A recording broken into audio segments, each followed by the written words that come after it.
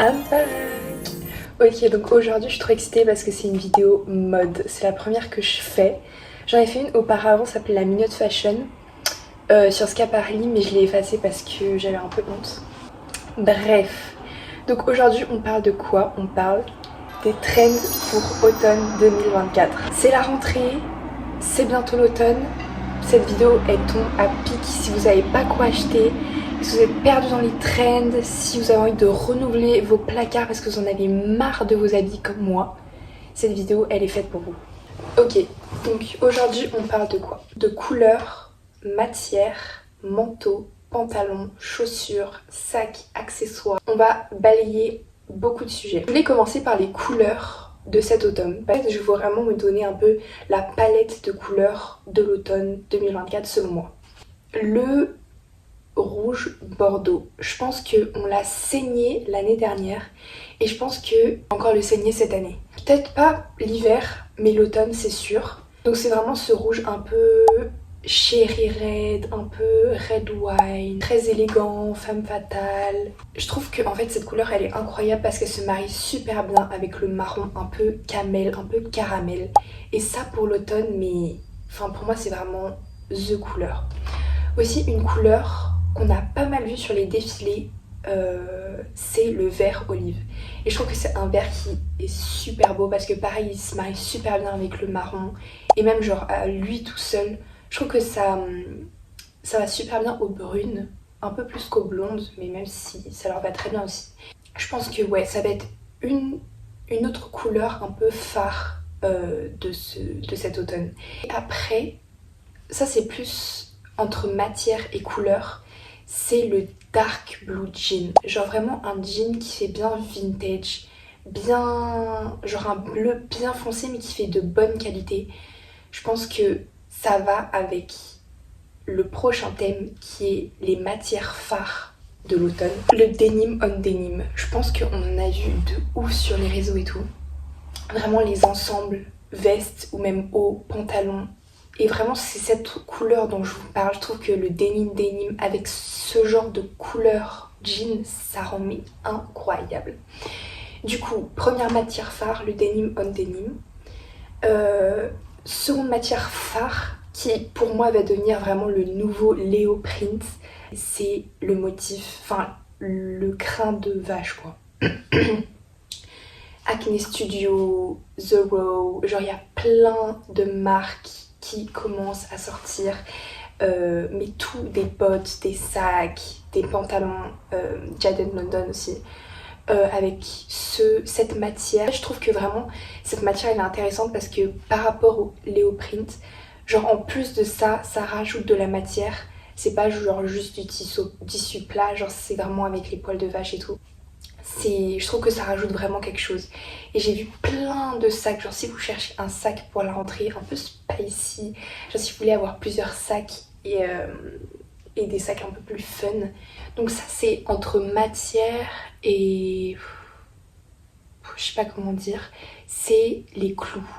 Jean à clous, sac clous, ceinture clous, chaussures clous. Vraiment je trouve que ça rajoute un truc. Je pense que c'est un peu dans la continuité de la cowboy girl, cowboy boy qu'on a tellement vu ces dernières années, enfin cette dernière année. Ouais, je trouve que c'est un peu dans la continuité et ça rajoute tellement de relief, j'adore. Genre surtout les pantalons et tout, j'ai essayé d'en trouver sur Vinted. En vrai si ça vous intéresse, je suis grave chaude de faire une vidéo avec tout ce que je trouve sur Vinted que j'achète pas pour que vous puissiez les acheter. Parce que vraiment ça vaut tellement de coup, tu peux trouver tellement de trucs. Pour moi là on va parler du vêtement le plus important pour automne-hiver, c'est les manteaux. Clairement, comme il fait froid, vous passez 70% de votre journée avec un manteau, que ce soit à l'intérieur, à l'extérieur, etc. Que ce soit doudoune, veste en cuir, un impair, enfin vraiment, pour moi c'est vraiment la pièce phare de l'automne-hiver. Et surtout pour l'automne, il faut vraiment réussir à trouver le manteau. Et pour moi, pour trouver le manteau, à quoi il faut faire attention? Il faut faire attention à la structure du manteau. Il faut vraiment que ça plaise à votre silhouette et que ça ne suive pas forcément les courbes de votre corps, mais juste que les proportions, la structure du manteau, elle soit parfaite entre guillemets. Et enfin, vous pourrez porter votre manteau je sais pas combien de fois. En fait, ce sera timeless, ce sera élégant, ce sera rapide parce que vous enfilez juste ça le matin et vous êtes directement bien habillé. Clairement, pour moi, l'icône des manteaux, c'est Taylor Russell. Je sais pas si vous la connaissez, c'est une actrice américaine.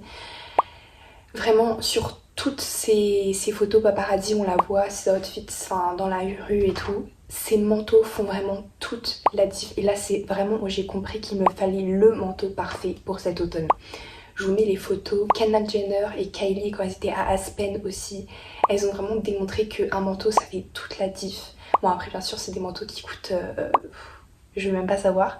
Mais on peut très bien trouver des dupes, on peut faire des affaires, on peut tout trouver.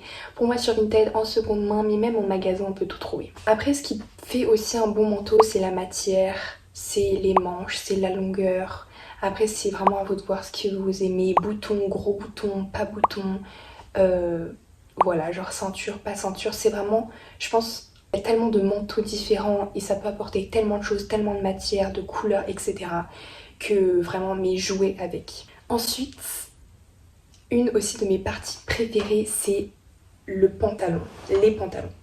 Parce que pour moi, les baggy sont de plus en plus en train de mourir, très clairement. Et qui est-ce qui est en train de renaître? Les skinny.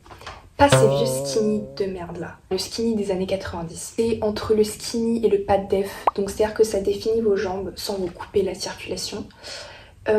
Et ça descend un peu sur la chaussure. Donc c'est pas un skinny qui remonte aux chevilles et qui vous monte au nombril. Ah oui, parce qu'il est taille basse aussi. Donc c'est pas voilà les skinny qu'on portait quand on était en quatrième, c'est vraiment des skinny un peu elevate quoi. Donc je pense que ça va être un peu le nouveau pantalon de l'année. Parce que pour moi les baggy ont vraiment tendance à disparaître. Un autre pantalon aussi, c'est clairement le Siren Office style, donc ça va avec. C'est voilà les pantalons de costume, etc. Je trouve que ça donne vraiment un côté élégant et on peut grave le casser avec des trucs un peu plus edgy. Enfin voilà, on peut le faire à sa sauce et vraiment j'adore. Ensuite, les chaussures. Alors, je sais pas si cette tendance va plaire à tout le monde, mais pour moi, les baskets, enfin la sneakers, elle est vraiment en train de disparaître petit à petit. On a vu voilà ces dernières années vraiment le rise up des mocassins, des bottes, des tabis, des ballerines. Et je pense que vraiment il y a un... Comment on peut dire ça? Une flemme générale de porter des sneakers parce que je pense que oui, il y a des sneakers différentes, mais en même temps, si on ne veut pas dépenser 400 € dans une sneakers, tout le monde a les mêmes quoi. Les chaussures de l'automne, pour moi, ça reste les mocassins. Moi, je suis pas fan vraiment des mocassins très chunky avec des grosses semelles et tout. Je suis de plus en plus dans les petites mocassins assez plates, rouge bordeaux, vert. J'en ai vu, elles sont magnifiques. Pareil, Taylor Russell, Kendall Jenner, elle porte quasiment que des mocassins et je trouve que ça fait toute la diff.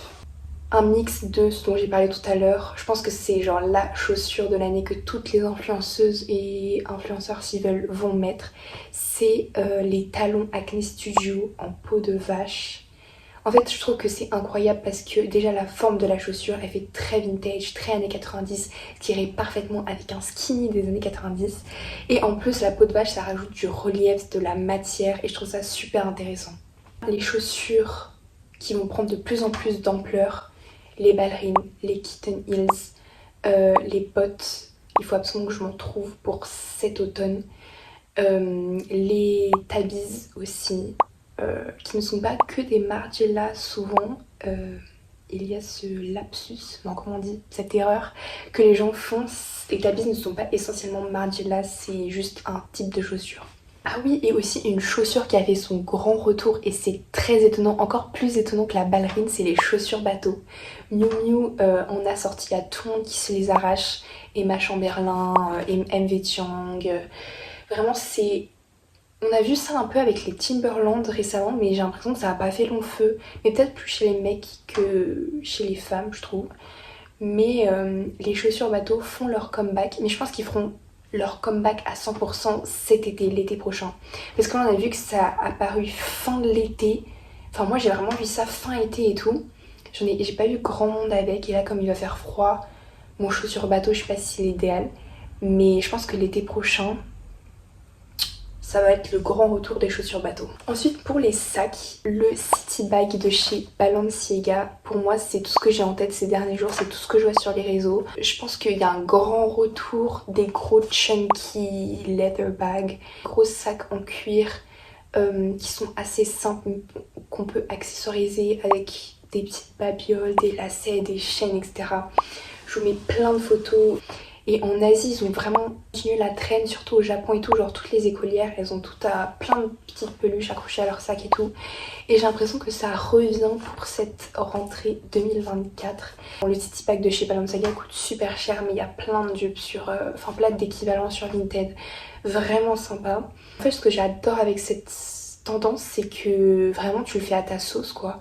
Tu rajoutes ce que tu veux par rapport à ton style, par rapport à ce que tu as chez toi, et puis ça devient, enfin, ton sac devient hyper personnel, avec des petits souvenirs, avec des photos avec tes potes, ta famille, qui nous amène à la prochaine tendance qui est dans les accessoires. Je pense que si on peut appeler ça un accessoire, l'accessoire de l'automne 2024 et hiver qui avait déjà commencé l'année dernière, c'est les collants. Je pense que l'année dernière on l'a exploité, mais cette année ça va revenir en force très clairement. Ce qui est incroyable avec les collants, c'est qu'il y en a tellement, on peut en acheter pour pas cher et il y a tellement de couleurs différentes, d'axes, de matières, de motifs, et on peut jouer avec ça, vraiment mixer ça avec plein de choses, des jupes, pantacourts, etc. Et je trouve que vraiment ça rend... En fait, ça rend la tenue intéressante, genre un outfit un peu boring, vous rajoutez des collants de couleurs avec des motifs sympas et tout, et je trouve que ça fait vraiment toute la diff. Ensuite, pour le reste des accessoires, je pense qu'on va vraiment revenir dans vraiment les chunky bracelets et tout, genre les gros bracelets en métaux, en argent ou alors en bois, genre vraiment des trucs un peu organiques et tout. Je sais pas, en tout cas moi c'est ce que j'ai envie d'acheter pour cet automne. Et j'ai pas mal vu ça sur les réseaux, Maïna, MV et tout. Aussi je pense un accessoire qui est assez sympa et qui je pense va revenir, c'est les écharpes. Parce que pareil on peut grave jouer avec, il y a tellement de couleurs et tout. Et même les petites écharpes genre toutes fines ou alors les cravates qu'on utilise en écharpe. En fait vraiment je pense qu'on va jouer autour de plusieurs access pour les transformer en écharpe, en ceinture, etc. pour rendre nos outfits un peu plus intéressants. C'est déjà la fin de la vidéo, donc c'était mes prédictions automne-hiver 2024. Dites-moi si vous voulez que je fasse des vidéos avec ce que je compte porter pour vous donner un peu des exemples de ma vision, entre guillemets, pour cette fin d'année 2024. Et bien sûr, on se revoit pour les trends de l'hiver 2024 parce que je pense qu'il y a des choses à rajouter. Parler un peu genre doudoune, fourrure, gants, cuir, bref, je pense qu'il y a pas mal de trucs à venir pour cet hiver 2024. Donc je vous fais de gros bisous, n'hésitez pas à liker, partager la vidéo. Et on se retrouve bientôt, bisous!